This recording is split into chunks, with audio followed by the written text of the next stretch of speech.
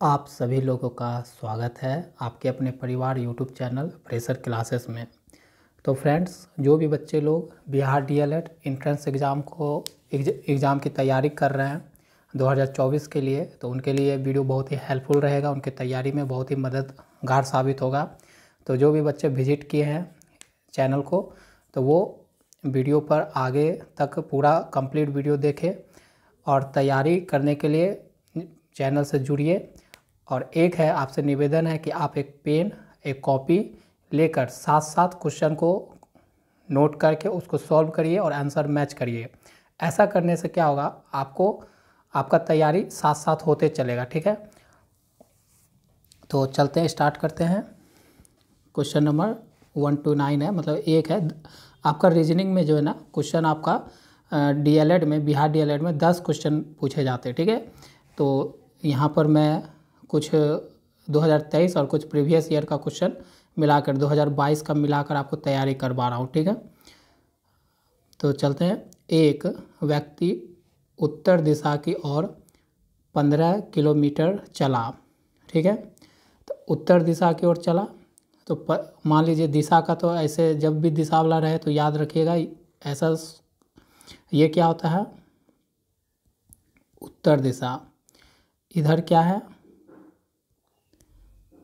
दक्षिण दिशा। इधर क्या आपका पश्चिम दिशा। इधर क्या आपका पूर्व दिशा। ठीक है ना। तो आपका बोला है कि एक व्यक्ति उत्तर दिशा की ओर 15 किलोमीटर चला। तो मान लीजिए कि व्यक्ति पहले यहाँ था, अब उत्तर दिशा चला, तो ये मान लेते हैं कि 15 किलोमीटर उत्तर ऊपर की ओर चला। ठीक है, यहाँ पहुँच गया। अब क्या बोल रहा है, फिर पश्चिम दिशा की ओर 5 किलोमीटर चला और पश्चिम यहाँ पर पहुँचा। तो पश्चिम किधर है, यहाँ से देखेगा तो पश्चिम इधर पड़ेगा, तो पश्चिम आपका इधर चला। ठीक है, कितना चला, 5 किलोमीटर चला। उसके बाद वह बाएं मुड़कर चलने लगा। उसके बाद वह बाएं मुड़कर चलने लगा। अब बाएं, यहाँ से बायां, देखिए यहाँ अगर खड़ा है इस तरफ मुँह करके, इस तरफ मुँह करके खड़ा है, तो उसका इधर क्या हो जाएगा, इधर हो जाएगा राइट, मतलब इधर हो जाएगा दायां, और इधर हो जाएगा लेफ्ट, इसका मतलब हो जाएगा बायां। तो उसका बायां क्या होगा, नीचे की ओर होगा। कहाँ होगा, नीचे की ओर। तो क्वेश्चन के अकॉर्डिंग बोला, उसके बाद वह बाएं मुड़कर चला, तो बाएं कहाँ चलेगा, नीचे की ओर आ जाएगा। ठीक है, अब कितना चला, दूरी तो नहीं दिया हुआ है, तो खाली चला है, बाएं मुड़कर चला, समझे, कुछ भी डिस्टेंस चला होगा, तो यहाँ आ गया आप। ठीक है, तो आपसे आप कुछ आंसर क्या लेना चाहता है वो, तो बताइए कि अब वह किस दिशा में जा रहा है। अब बताइए कि वो किस दिशा में जा रहा है। तो यहाँ से पता चल रहा है वो किस दिशा में जा रहा है, दक्षिण दिशा में जा रहा है ना। देखिए नीचे की ओर है, तो नीचे की ओर कहाँ जा रहा है, दक्षिण दिशा में जा रहा है। ठीक है, दक्षिण दिशा में है, तो आपका यहाँ से राइट आंसर क्या हो जाएगा, ऑप्शन बी राइट हो जाएगा। क्या हो जाएगा, ऑप्शन बी राइट हो जाएगा। चलते हैं, आगे बढ़ते हैं। यहाँ पर है, प्रश्न आकृति में कितने त्रिभुज हैं। ठीक है, प्रश्न आकृति में कितने त्रिभुज हैं। तो ऐसा जब भी त्रिभुज निकालने का रहे तो क्या करिए, 1 2 3, 1 + 2 + 3 करके उसको जोड़ दीजिए, कितना आ गया, 6। अगर इस तरह का आपको फिगर दिख जाए और त्रिभुज काउंट करने का आ जाए तो सिंपल है आपका, 1 2 3 जैसे आप लिखते हैं काउंट नंबर लिख दीजिए और उसको आपस में जोड़ दीजिए, तो आपका आंसर यहाँ से क्या हो गया, 6 हो गया। ठीक है, अगर चेक करना चाहते हैं तो आप चेक भी कर सकते हो। देखो 1 यहाँ पर है, 2 यहाँ पर है,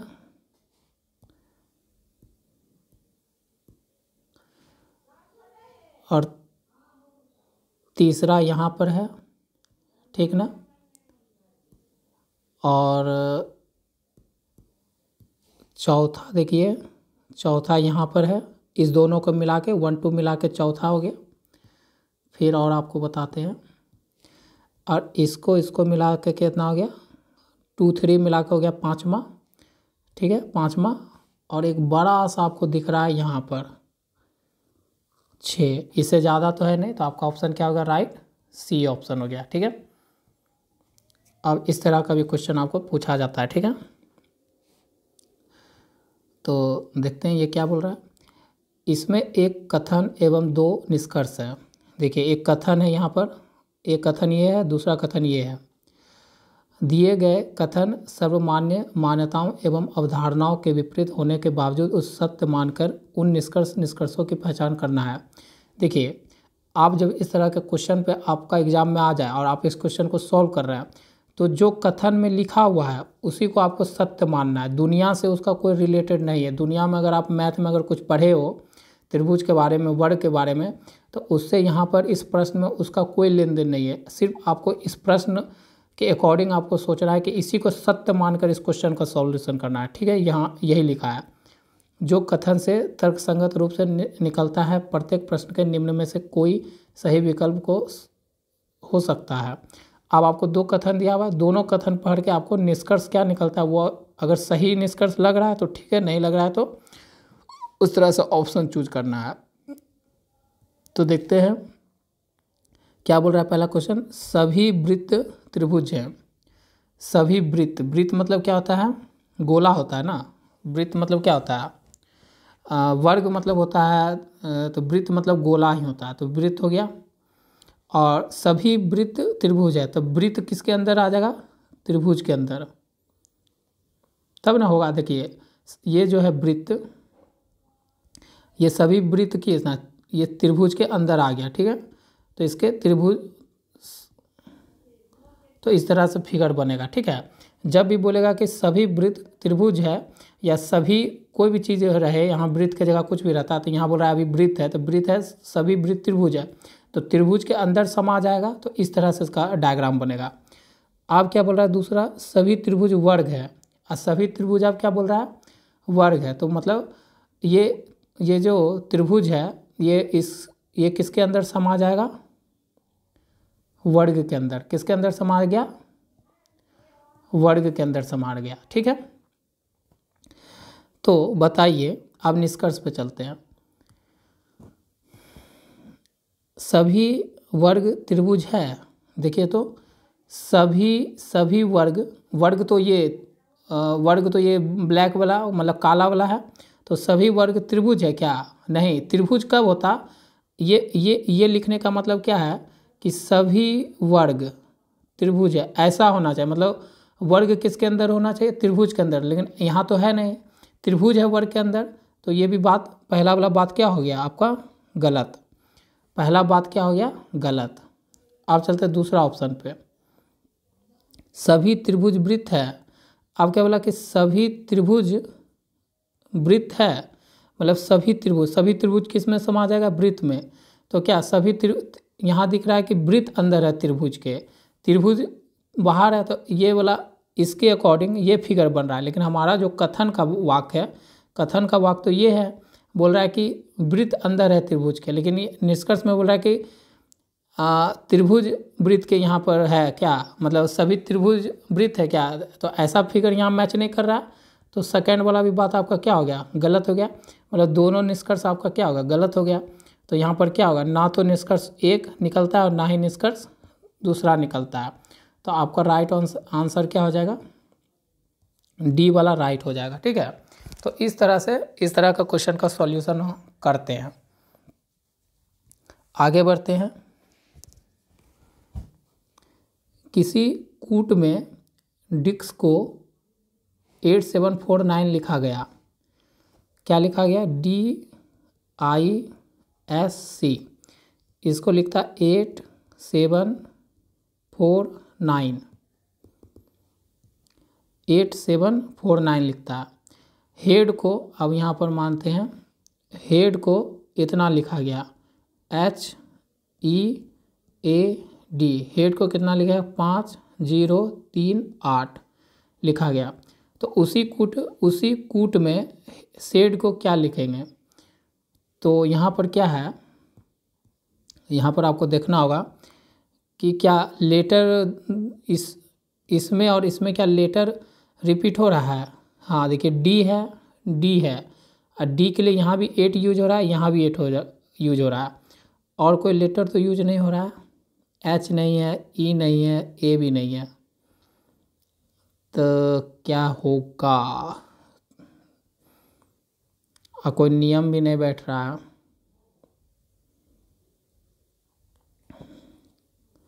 क्या कोई नियम बैठ रहा है? DISC, अगर ये 4 है, ये 9 है, ये 19 है, ये 3 है, इसका क्वेश्चन के अकॉर्डिंग 8 दिया हुआ है, 7 दिया हुआ है, 4 दिया हुआ, 9 दिया हुआ है। अच्छा, क्या बोला है? शेड का बोल रहा है ना, SHED, शेड का निकालने बोल रहा है आपको। तो S के लिए यहाँ पर कितना यूज हो रहा है? 4, H के लिए कितना है? 5, और E के लिए कितना है? E के लिए है 0, और D के लिए कितना है? 8। क्या ऐसा कुछ मिल रहा है यहाँ पर? 4 5 0 8, हाँ मिल गया है। तो ऑप्शन आपका यहाँ से राइट क्या हो गया? ऑप्शन सी राइट हो गया। मतलब यहाँ पर आपको है ना, क्वेश्चन में ही दिया हुआ था, सारे लेटर्स का डिजिट मतलब ना न्यूमेरिकल वैल्यू दिया हुआ है, उसी से आपका बन जाता था। ये इससे नहीं करना है, तो ये सिंपल था, इस तरह से बनेगा। ठीक है, आगे बढ़ते हैं। तो हर तरह का पैटर्न आपसे पूछ सकता है। ठीक है, रीजनिंग का पैटर्न बहुत सारा होता है, तो आप बस प्रैक्टिस करो। प्रीवियस ईयर जैसे सॉल्व करवा रहे हैं हम लोग, तो आप बस क्लास के साथ जुड़िए रोज़, और प्रीवियस ईयर लगाइए, और कॉपी में लिख कर इसको लगाइए और रिवीजन करिए, तो आपका तैयारी बहुत अच्छा हो जाएगा। अब चलते हैं, हमारा पैटर्न के लिए ध्यान से देखें, पैटर्न के लिए ध्यान से देखें, और फिर चुनें कि कौन सी संख्या जोड़ी आगे आती है। ठीक है, तो आपका पैटर्न कुछ 3 5 35 10 12 35 17 और 2 फिल इन द ब्लैंक्स है। ठीक है ना, तो यहाँ भी 35 है, यहाँ भी 35 रिपीट हो रहा है, और यहाँ से यहाँ बढ़ रहा है +2, यहाँ से यहाँ बढ़ रहा है +2। तो यहाँ देखिए, यहाँ से यहाँ बढ़ा, फिर एक 35 आया, फिर 2 के यहाँ पर चेंज हो रहा है, फिर यहाँ 35, तो यहाँ पर आप क्या होगा? +2 होगा, तो कितना आ जाए? 19, और 2 अंक के बाद क्या होता है? 35 रिपीट होता है, तो इसका मतलब ये 2 अंक के बाद यहाँ पर क्या आएगा? 35। तो आपका 19 और 35 फिल इन दी ब्लैंक्स में भराएगा। तो यहाँ से आपका राइट आंसर क्या हो जाएगा? Option A. अब हमारा अगला क्वेश्चन है, दिए गए पैटर्न को ध्यानपूर्वक अध्ययन करें और उस संख्या का चयन करें जो उसमें प्रश्नवाचक चिन्ह को प्रतिस्थापित कर सके।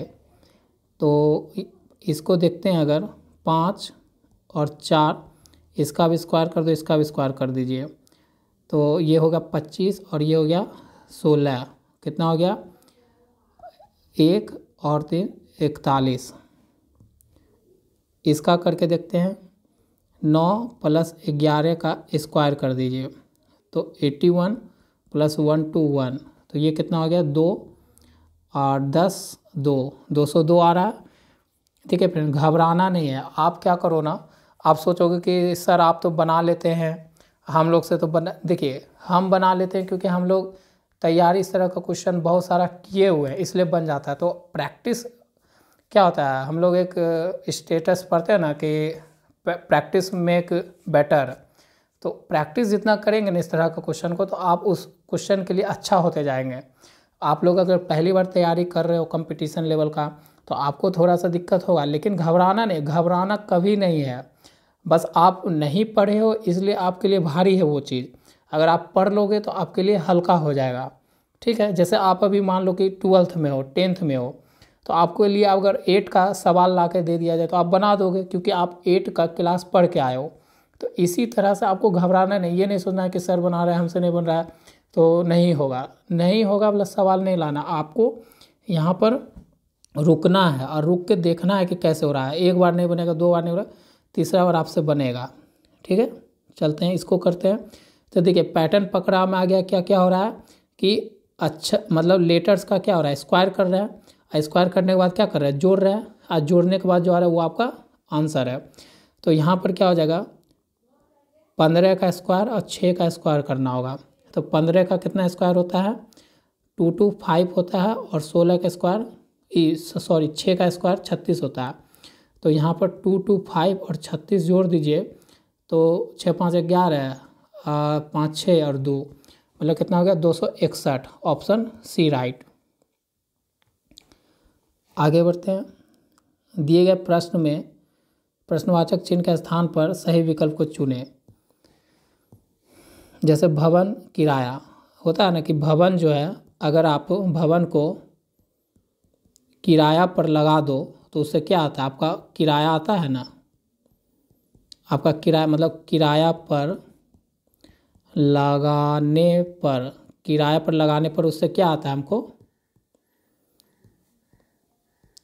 किराया निकल के आता है। ठीक है, उसी तरह अगर आप धन को ब्याज पर लगा देते हो, ब्याज पर लगाते हो तो उससे आपको क्या निकल के आएगा, ब्याज के रूप में पैसा मिलेगा ना। तो ये आपका ऑप्शन डी राइट हो जाएगा। अब हमारा अगला क्वेश्चन है, दिए गए अक्षर श्रृंखला में प्रश्नवाचक चिन्ह के स्थान पर कौन सी अक्षर आएगी। ठीक है, तो आपको एक अक्षर श्रृंखला दिया, उसमें पहचानना। तो देखिए B15 F, D12 J, F9 N, H6 R। तो यहाँ पर क्या हो जाएगा, 2 15 6, यहाँ पर हो गया 4 12 10, यहाँ होता है 6 9 14, यहाँ पर होता है 8 6 18। आगे क्या आएगा, तो कैसे दिख रहा है कि इसमें +2 हो रहा है, इसमें +2 हो रहा है, इसमें +2 हो रहा है, तो यहाँ भी कितना होगा, +2 होगा तो मतलब 10। इसमें -3 हो रहा है, इसमें -3 हो रहा है, इसमें -3 हो रहा है, तो इसमें -3 होगा तो कितना होगा 3। अब देखिए इसमें +4, इसमें +4, इसमें +4, तो इसमें +4 मतलब 22। तो आपका यहाँ से क्या बना, 10 किसको इंडिकेट करता है, जे को। आइए तो बीच वाला क्या है, नंबर है, तो 3 ही रह जाएगा। और 22 किसको करता है, भी को, तो J3V आना चाहिए। J3V आपका ऑप्शन ए में दिख रहा है। ठीक है, तो इस तरह से आपको सॉल्यूशन करना होगा। तो इस तरह के क्वेश्चन को सॉल्व करने के लिए आपको अल्फ़ाबेट का न्यूमेरिकल वैल्यू याद करना होगा। ठीक है, गुम संख्या का पता लगाइए। यहाँ पर आपका एक गुम संख्या है, उसका पता लगाना है। तो 8 है, 84 है, नहीं सॉरी 54 है, 192 है और 1848 है। तो क्या लगता है, तो 8 में अगर हम गुना करें, कितना गुना करें, 3, तो कितना हो गया 24। 24 में 30 जोड़ दे तो कितना हो गया 5, 54। अब 54 में अगर 3 गुना कर दे तो 12 और हाथ में 1, 15 16। इसमें 30 जोड़ दे तो 291। उसी तरह से अगर हम 192 में गुना कर दे 3 को, 6 27, हाथ में 2 5, अब +30 कितना होगा 6 10 6। तो आपका यहाँ से निकल पता चल रहा है कि पैटर्न आपका क्या चल रहा है, 3 गुना करके 30 जोड़ना है। ठीक है ना, तो आपका आंसर हो गया बी राइट। आगे चलते हैं। 7 मित्रों ने एक पुस्तक को एक के बाद एक पढ़ी। देखिए 7 मित्र हैं, ठीक है, 7 मित्र ने एक पुस्तक को एक के बाद एक पढ़ी। ई ने पुस्तक को बी से ली। इसका मतलब बी पहले पढ़ा होगा तब ने ई को दिया होगा। तो मान लीजिए बी पढ़ लिया, उसके बाद ई को दिया, हो गया, बी ऊपर आ गया, ई नीचे। उसने उसे पढ़कर, मतलब ई के बारे में बात हो रहा, उसने मतलब ई ने उसे बुक को पढ़कर सी को दे दी, मतलब अब सी उससे नीचे आ गया। ए ने एफ के बाद पुस्तक पढ़ी। ए ने एफ के बाद, मतलब एफ पहले पढ़ा, ए बाद में पढ़ा, पुस्तक पढ़ी, परंतु जी के बाद नहीं। मतलब ए ने एफ के बाद पुस्तक पढ़ा, लेकिन ए जो है परंतु जी के बाद नहीं पढ़ा, तो मतलब जी इसके नीचे पढ़ा होगा। बी ने पुस्तक डी के पहले नहीं पढ़ी तथा सी ने, अच्छा बी ने डी के पहले पुस्तक नहीं पढ़ी। पहले नहीं पढ़ा मतलब डी पहले पढ़ा होगा, तब ने बी ने पुस्तक डी के पहले नहीं पढ़ी, तो मतलब पहले डी पढ़ा होगा तब बी पढ़ सकता है। तथा सी ने ई तथा एफ के बीच पुस्तक पढ़ी। सी ने ई तथा एफ के, मतलब ई, सी और एफ, मतलब सी ने ई और एफ के बीच पुस्तक पढ़ी। तथा बी और ए के ठीक बीच में किसने पुस्तक पढ़ी, ये तो आपका प्रश्न हो गया। तो इसको थोड़ा अरेंज करते हैं। सी आया ना, इसका मतलब यहाँ एफ आएगा, एफ के नीचे ए के नीचे जी। कितने फ्रेंड थे? 7 फ्रेंड। 1 2 3 4 5 6 7 फ्रेंड अरेंज हो गए हमारे। अब आ गया, अब आपका क्वेश्चन यहाँ पर है, बी तथा ए के ठीक बीच में किसने पुस्तक पढ़ी?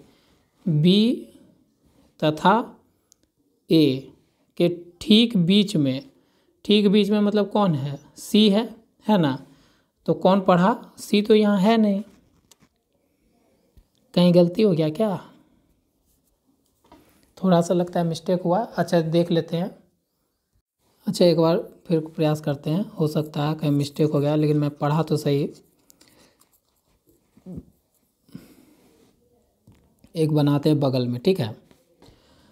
7 मित्रों ने एक पुस्तक को एक के बाद एक पढ़ी। ई ने ई पुस्तक को बी से ली, मतलब बी से लिया तो इसका मतलब बी पहले पढ़ा होगा तब ने ई को दिया होगा। तो ई कहाँ आएगा? उसके नीचे।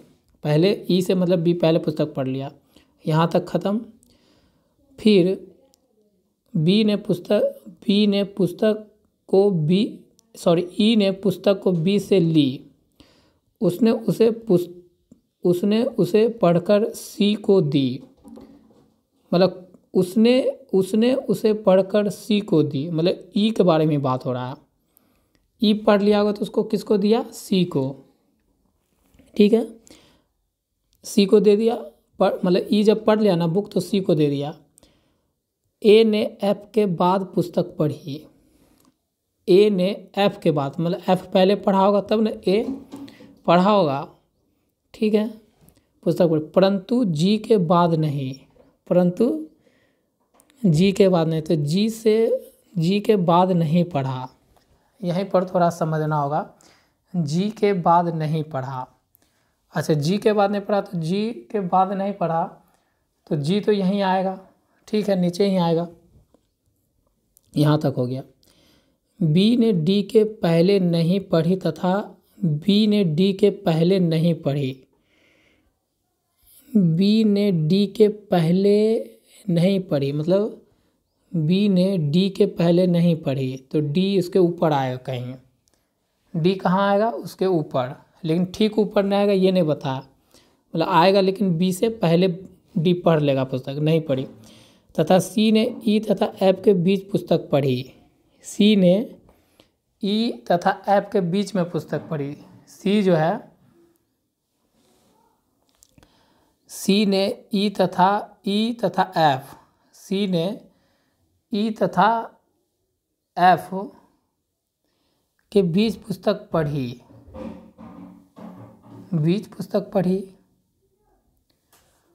अगर सी यहाँ पर है, सी ना ई तथा ओ हो, क्वेश्चन थोड़ा पढ़ने में हमको बहुत दिक्कत हो रहा है, मतलब क्यों ऐसा हो रहा है। सी ने नहीं है, ना है, क्या है? हम ने बार बार पढ़ रहे हैं दोस्तों, इसलिए गलती हो रहा है। सी ना है यहाँ पर। सी ना ई तथा एफ के बीच पुस्तक पढ़ी, मतलब सी जो है ई और एफ के बीच में पुस्तक नहीं पढ़ा है, मतलब सी कहीं और होगा, इस दोनों के बीच नहीं आएगा, ठीक ना, ये बोल रहा है। तो कैसे पैटर्न होगा?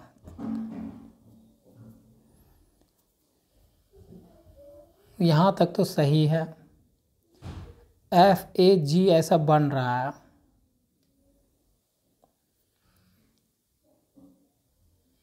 क्या बोल रहा है फिर? B ने पुस्तक D के पहले नहीं पढ़ी तथा C ने E तथा F के बीच पुस्तक पढ़ी। B ने D के पहले, A ने F के बीच पुस्तक पढ़ी, B से ली, उसने उसे पढ़कर C को दी। ठीक है, C को दे दिया।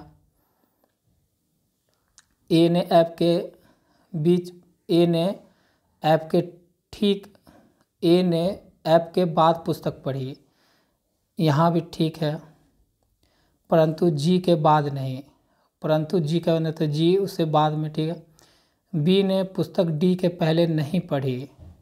ठीक है, B ने पुस्तक D के पहले नहीं पढ़ी तथा C ने E तथा F के बीच पुस्तक पढ़ी। C ना F तथा E के बीच में पुस्तक नहीं पढ़ रहा है, तो यहाँ पर F इसका मतलब हो नहीं सकता है, क्योंकि C जो है E और F के बीच में नहीं पड़ेगा, तो यहाँ पर F होगा नहीं। तो F कहाँ पर होगा? यहाँ पर अगर F होगा, इसका मतलब है कि F यहाँ FAG ऐसे होगा और उसके बाद यहाँ पर D होगा। इसी तरह से हो सकता है, क्योंकि G और B के बीच में रिलेशन नहीं दिख रहा है साफ, इसीलिए दिक्कत हो रहा है। अगर ऐसा ही करते हैं तो मान लीजिए यहाँ पर क्या था, यहाँ पर C था ना, अगर ऐसा मान के चलते हैं तो B तथा A के ठीक बीच में किसने पुस्तक पढ़ा?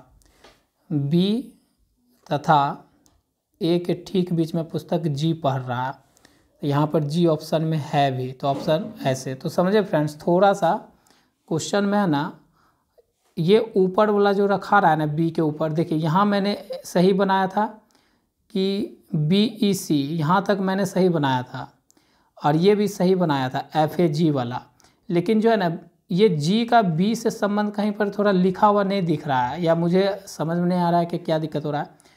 तो ये अगर रिलेशन रहता है ना कि G ने B से पहले पुस्तक पढ़ी, तब तो सीधा बस ये रखा जाता उठ के, इतना डाटा पूरा एक बार यहाँ रख देते और D ऊपर में रख देते हैं, तो ठीक है, कोई बात नहीं। इस तरह से अगर रखते तो पता चल रहा है कि B और A के बीच में कौन पुस्तक पढ़ा है? G पढ़ा है। ठीक है, तो सॉरी आपसे लिए आपको माफ़ी मांगता हूँ कि वीडियो इस कारण से लॉन्ग हो गया थोड़ा सा। मैं सोचा था वीडियो शॉर्ट ही रहेगा, लेकिन 27 मिनट हो चुका है, तो ये देरी के लिए, समझाने के लिए थोड़ा मेरा ही मिस्टेक है। उसके लिए अगर थोड़ा देरी हुआ हो तो उसके लिए माफ़ी, लेकिन वीडियो को स्किप मत कीजिएगा फ्रेंड्स, ज़रूर देखिएगा। आगे बढ़ते, ठीक। अब हमारा निम्नलिखित प्रश्न में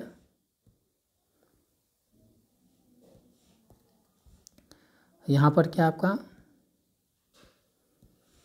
निम्नलिखित प्रश्न में दो कथन दिए गए हैं और इन कथनों के बाद दो निष्कर्ष 1 और 2 दिए गए हैं। आपको कथन दिया गया, कथन में देखिए 1 और 2 कथन दिए हुए हैं और उस कथन का फिर निष्कर्ष दिया हुआ है। निष्कर्ष भी आपको 1 और 2 निष्कर्ष दिया हुआ है, ठीक है। तो इसको इतना पढ़ने का कोई ज़रूरी नहीं, बस आपको कथन दिया, निष्कर्ष दिया हुआ है, बस आपको ये याद रखना है कि जो कथन यहाँ पर बोल रहा है इस क्वेश्चन के अकॉर्डिंग, उसी को आपको सही मान के इस क्वेश्चन को सॉल्व करना है, अपना दिमाग कुछ नहीं लगाना है, ठीक है। तो चलते हैं, सॉल्व करते हैं। कुछ कागज फाइल है, जब भी कुछ का रहे तो कुछ ऐसे बनेगा। ये मान लीजिए कागज है और ये क्या है? फाइल है। तो कुछ कागज फाइल है, तो ये जो है ना, ये वाला यही है, कुछ को इंडिकेट कर रहा है, ठीक है। तो कुछ कागज फाइल है।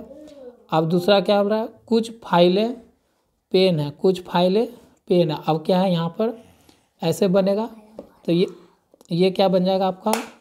पेन बन जाएगा। तो कुछ फाइलें पेन है, तो फाइल और पेन के बीच में देखिए ये वाला रिलेशन है, तो कुछ का है ये रिलेशन, तो कुछ फाइलें पेन है, हो गया। अब आपका निष्कर्ष पे पहुँचिए। कुछ फाइलें पेन नहीं है, क्या बोला कि कुछ फाइलें पेन नहीं है। तो कुछ फाइलें पेन नहीं है, फाइल और पेन के बीच में जाना है। तो यहाँ पर फाइल है और यहाँ पर पेन है, तो कुछ फाइलें पेन नहीं है, तो कुछ फाइलें तो पेन है ना यहाँ पर, कुछ फाइलें पेन नहीं है। हाँ, तो यहाँ पर तो है और उसको बोला नहीं है, तो ये ऑप्शन आपका गलत हो जाएगा। क्या हो जाएगा? ये ऑप्शन आपका गलत। आप देखिए क्या हो जाएगा आपका। आगे बढ़ते हैं। कुछ, जबकि यहाँ पर है कुछ फाइल पेन है ना, लेकिन यहाँ क्वेश्चन में बोला नहीं है, तो है को नहीं बोल रहा है, तो ये गलत हो गया ऑप्शन। अब निष्कर्ष दूसरा पढ़ते हैं। कुछ पेन कागज है, कुछ पेन कागज है, कहीं रिलेशन तो नहीं है, कागज और पेन में कोई रिलेशन है ही नहीं, तो जब रिलेशन ही नहीं तो कुछ का भी बात नहीं होगा, तो ये भी आपका ऑप्शन गलत है। निष्कर्ष मतलब गलत है, तो यहाँ पर ऑप्शन डी होगा, ना 1 और ना 2, ना ही एक सही है और ना ही दूसरा सही है। ठीक है, तो इस तरह से आपका ऑप्शन क्या होगा? राइट, डी आपका सही हो गया। आगे बढ़ते हैं। मोहन की 3 पुत्रियां हैं और प्रत्येक पुत्री का एक भाई है। ठीक है, जैसे यहाँ पर मान लीजिए मोहन है, तो मोहन क्या होता है? लड़का होता है। लड़का को इंडिकेट, जैसे लड़का है तो पुरुष है, पुरुष को इंडिकेट कर रहे हैं मान लीजिए प्लस से, अब माइनस को इंडिकेट कर रहे हैं क्या? स्त्री से। ठीक है, तो मोहन एक लड़का है तो पुरुष है, पुरुष के लिए हम मोहन को इंडिकेट किए प्लस से, और उसकी कितनी है? 3 पुत्रियां हैं, तो इसका 3 पुत्री को इंडिकेट कर देते हैं माइनस से। और प्रत्येक पुत्री का एक भाई है, प्रत्येक पुत्री का एक भाई है, तो प्रत्येक पुत्री का एक भाई मतलब क्या होगा? एक लड़का होगा, इसका भी एक ही भाई हुआ, इसका भी यही भाई होगा और इसका भी यही भाई होगा, ये बोलना चाह रहा है। ठीक है, तो परिवार में कुल कितने पुरुष सदस्य है? तो परिवार में कुल कितना पुरुष सदस्य हो गया? 1 और 1 यहाँ पर, मतलब 2 पुरुष सदस्य, तो ऑप्शन ए आपका राइट हो जाएगा।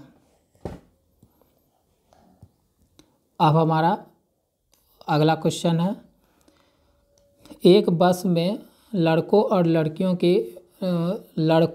लड़कियों को मिलाकर इतना व्यक्तियों का एक समूह यात्रा कर रहा है, मतलब 1200 लोग हैं, उसमें कौन कौन भी है? इसमें आपका लड़का भी है और लड़की भी है, दोनों मिला के 1200 कुल पैसेंजर है। ठीक है, मतलब व्यक्ति है, एक समूह यात्रा कर रहा है, प्रत्येक 15 लड़कों पर एक लड़की है। कहने का मतलब इसमें प्रत्येक 15 लड़का, तो प्रत्येक 15 मतलब 15 लड़का पे प्रत्येक में कितना है? एक लड़की है, तो टोटल कितना हो गया सदस्य? 16 हो गया ना 16।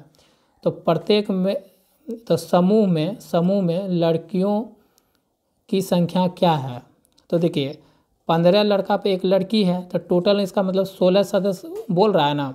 तो क्या करेंगे, अगर यहाँ पर पूछ रहा है वो लड़कियों की संख्या पूछ रहा है, यहाँ पर क्या पूछा? गर्ल की संख्या, तो क्या करेंगे? 16 से भाग दे देंगे, तो आपका गर्ल की संख्या निकल जाएगा। देखिए अगर इसको हम 4 से काटे तो 3 बार में, इसको 4 से काटे तो 4 बार में, और इसको काटे तो 2 से 150 बार में, 2 से 2 बार में, इसको काटे तो 75।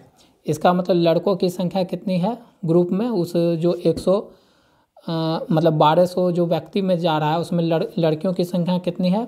75 है। ठीक है, तो इस तरह से आप निकाल सकते हैं। अब हमारा अगला क्वेश्चन है, वही क्वेश्चन रिपीट हो गया ना, कोई बात नहीं, रिपीट क्वेश्चन था। अब हमारा अगला क्वेश्चन 145 है, जो बोल रहा है कि वर्णमाला में अंतिम से 22वां तथा प्रारंभ से 22वां अक्षर के ठीक मध्य में कौन सा अक्षर होगा? देखिए यहाँ ए है, यहाँ बी है, इस तरह से चलता है ना, तो हम कहाँ तक पहुँच जाएंगे? जेड तक। ठीक ना, जेड तक पहुँच जाएंगे। तो वर्णमाला में अंतिम से 22वां, तो इधर से 22वां, ठीक है, तथा प्रारंभ से 22वां और इधर से 22वां। ठीक है, इधर हो गया अंतिम से, इधर हो गया प्रारंभ से। अक्षरों के ठीक मध्य में कौन सा अक्षर होगा, अक्षरों के ठीक मध्य में कौन सा अक्षर होगा, ठीक ना। तो पहले तो देखिए हमको मध्य निकालने के लिए क्या फॉर्मूला होता है, अगर हम मध्य निकालना चाहते हैं किसी भी नंबर के बीच में तो उसका फॉर्मूला में होता है कि दो चीज़ को जोड़ दीजिए और उसको भाग दे दीजिए 2 से, तो आपका क्या निकल जाएगा, मध्य निकल जाएगा, ठीक है ना। तो यहाँ पहले हमको निकालना होगा संख्या के, मतलब पहले तो हमको निकालना होगा मध्य, तो मध्य निकालने के लिए क्या है, मध्य संख्या, सॉरी संख्या नहीं अक्षर पूछ रहा है ना, मध्य अक्षर निकालने के लिए क्या करेंगे, स्टार्ट करेंगे इधर से, तो 22 गिना आएगा 1 2 3 करके, तो ये 22, अब प्लस मध्य निकालने के लिए क्या करते हैं, जोड़ते हैं, जोड़ दिए, और अब अंतिम से जाएंगे तो अंतिम से बस याद रखिएगा इधर से जब जाते हैं ना तो इसमें जो घटेगा 27 में आपको घटाना होगा किसको, 22 को, तो इधर 27 में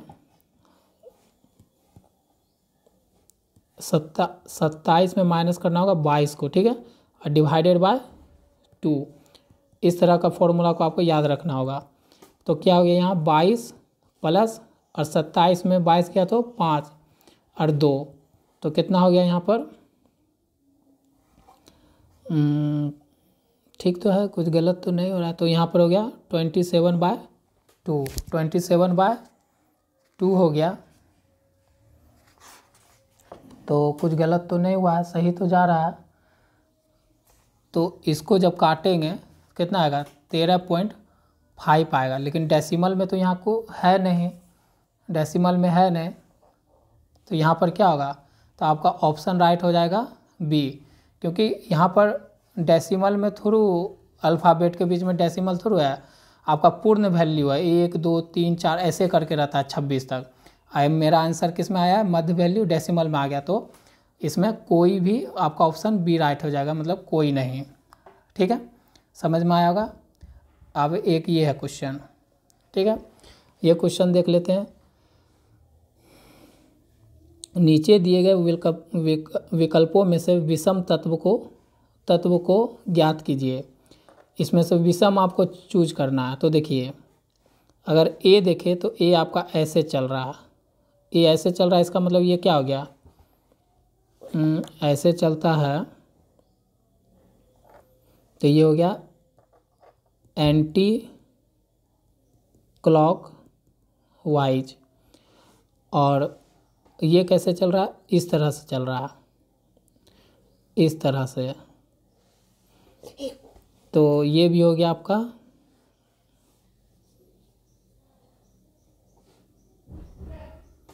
ये भी आपका हो गया एंटी क्लॉक वाइज, और ये कैसे चल रहा है, इस तरह से, तो ये क्या हो गया क्लॉक वाइज, मतलब विषम कोई निकलेगा, ठीक है, और ये ऐसे चल रहा है तो ये क्या निकल गया एंटी क्लॉक वाइज। तो देखिए 4 गो सेम है और एक अलग है, तो आपका जो क्लॉक वाइज वाला वो अलग है, तो ऑप्शन आपका सी राइट हो जाएगा, ठीक है।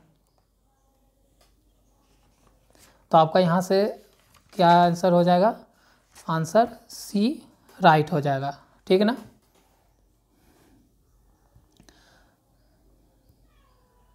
आगे बढ़ते हैं।